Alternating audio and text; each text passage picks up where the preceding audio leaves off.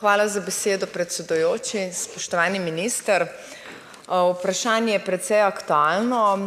Vem namreč, da smo ljudje po naravi precej nezaupljivi, pa bi zastavila vprašanje vezano na potresno varnost naših objektov.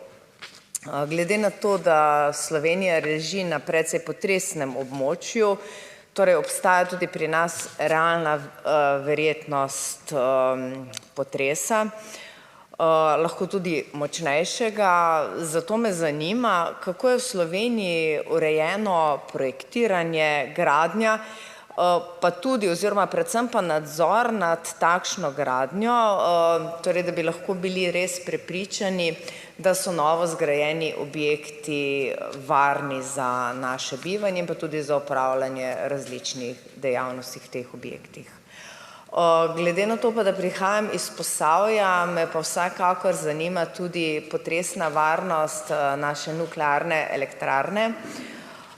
In pa mogoče še tako, čisto hipotetično, verjetno so o tem tekle kakšne debate, sploh zaradi aktualnosti potresa v Turčiji. Kaj bi se zgodilo recimo z nuklearno elektrarno Krško, če bi se zgodil primerljiv potres, kot se je zgodil v Turčiji? Hvala za vaš odgovor že vnaprej. Hvala. Minister, imate besedo za odgovor. Izvolite. Hvala lepa, gospa poslanka, za to vprašanje, ki je res da aktualno z dogodki v Turčiji in Siriji, pa prejšnji teden tudi v Kvarnerju. Tudi sam imam na potres osebno izkušnjo in me kar strese, ko vidim take novice. Spomnim se zelo dobro potresa v Posočju še iz leta 1976, pa potem tistega iz 1998. leta in tudi 2004. Mislim, da to izkušnjo deliva s predsedujočim, tu gospodom Krivcem. Vendar pa mislim, da lahko tu pred slovensko javnostjo zagotovim, da je, kar se potresov tiče in potresno varne gradnje, Slovenija dobro pripravljena. Sistemsko so projektiranje, gradnja in nadzor nad gradnjo objektov, tudi kar se tiče potresne varnosti, v Sloveniji dobro urejeni. Krovni zakon za to je Gradbeni zakon. Ta uvršča mehansko odpornost in stabilnost in s tem tudi zagotavljanje potresne varnosti na prvo mesto med zahtevami, ki jih morajo objekti izpolnjevati. Projektiranje gradbenih konstrukcij je po zakonu o arhitekturi in inženirski dejavnosti poverjeno pooblaščenim inženirjem s področja gradbeništva. Za vsako gradnjo, za katero je predpisana pridobitev gradbenega dovoljenja, je treba imenovati tudi nadzornika. Ti na gradbišču skrbijo tudi za to, da se opravlja kakovosten nadzor gradnje objekta. Izvajanje gradnje je v Sloveniji regulirana dejavnost in izvajalec ne more biti kdorkoli. Med ključnimi pogoji, ki jih mora izpolnjevati izvajalec, je tudi ta, da ima pri sebi zaposlenega vsaj enega posameznika, ki gradnjo vodi. Po končani gradnji mora investitor zagotoviti projektno dokumentacijo izvedenih del. Ta mora vsebovati tudi izjavo, da so dela izvedena skladno z izdanim gradbenim dovoljenjem. Ob tem zakon zahteva, da se izdela tudi dokazilo o zanesljivosti, s katero dokazujejo, da objekt v celoti izpolnjuje zahteve ter je skladen z izdanim gradbenim dovoljenjem. Podrobneje so zahteve za projektiranje potresno varnih objektov urejene v pravilniku o mehanski odpornosti in stabilnosti objektov. Ta predpis iz leta 2005 v naš prostor uvaja skupino standardov Eurocode. Gre za najsodobnejši standard za izračun konstrukcije objektov. Slovenija je bila prva evropska država, ki je Eurocode uvedla v svoj gradbeno-tehnični predpis.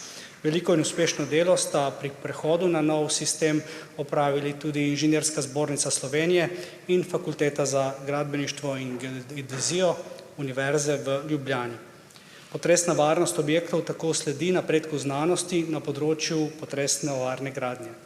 Glede nuklearne elektrarne Krško pa naj odgovorim, da je bila že v sami zasnovi projektirana z mislijo na potresno varnost in njeno odpornost. Od samega idejnega začetka so se izvajale obsežne raziskave in študije tako ožjega kot širšega območja elektrarne. V času projektiranja je bil v takratni Jugoslaviji v veljavi pravilnik, ki je za objekte, kot so jedrske elektrarne, že predvideval projektno potresno stopnjo, ki je bila za stopnjo višja od siceršnje vrednosti na takratni veljavni seizmološki karti. Kljub temu pri projektiranju NEK ta pravilnik ni bil uporabljen, pač pa so bili uporabljeni precej strožji takrat veljavni ameriški standardi. V letih po začetku obratovanja je več neodvisnih skupin strokovnjakov še podrobneje proučevalo potresno varnost. Na podlagi njihovih zaključkov so se določeni sistemi v elektrarni še dodatno izboljšali. Tako je bilo že na prelomu stoletja z analizami v mednarodnem okolju dokazano, da je elektrarna odporna na bistveno višje seizmične obremenitve in od že sicer visokih upoštevanih pri projektiranju. Stresni testi po jedrski nesreči v Fukušimi, uvedeni na ravni EU-ja, so te ugotovitve še dodatno podprli.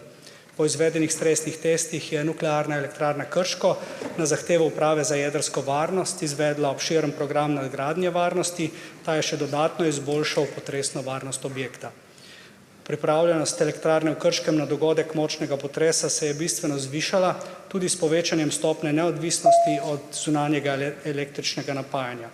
Izjemnega pomena so tudi novi dodatni sistemi za hlajenje in varnostno vbrizgavanje ter dodatni bazeni z vodo v utrjenih zgradbah, projektiranih za primer najmočnejših potresov.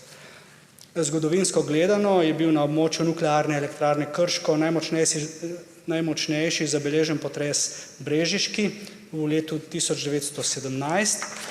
Ta je po današnjih merilih dosegel približno 8. stopnjo evropske potresne lestvice.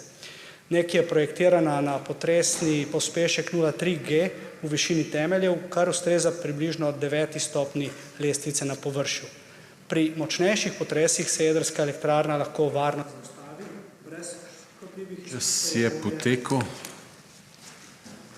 Bo verjetno dopolnitev vprašanja, tako da izvolite, imate besedo za obrazložitev zahteve za dopolnitev odgovora. Ja, bi zastavila naprej vprašanje tako, da bo odgovor do konca pojasnjen, torej res, kaj bi se zgodilo v teh primerih, če bi se tako zgodila stopnja kot v Turčiji in pa Siriji. Hvala, imate besedo minister za dopolnitev odgovora. Hvala za možnost dopolnitve, čisto malo je zmanjkalo, pa bom ponovil tisto, kar sem zaključeval. Se pravi, NEK je projektirana na potresni pospešek 0,3G v višini temeljev, kar ustreza približno 9. stopnji lestvice na površju. Pri močnejših potresih se jedrska elektrarna lahko varno zaustavi brez škodljivih izpustov v okolje, pri šibkejših potresih, ki so pogostejši, pa lahko NEK varno obratuje brez prekinitev. To so pokazali tudi nenazadnje zadnji potresi na Hrvaškem.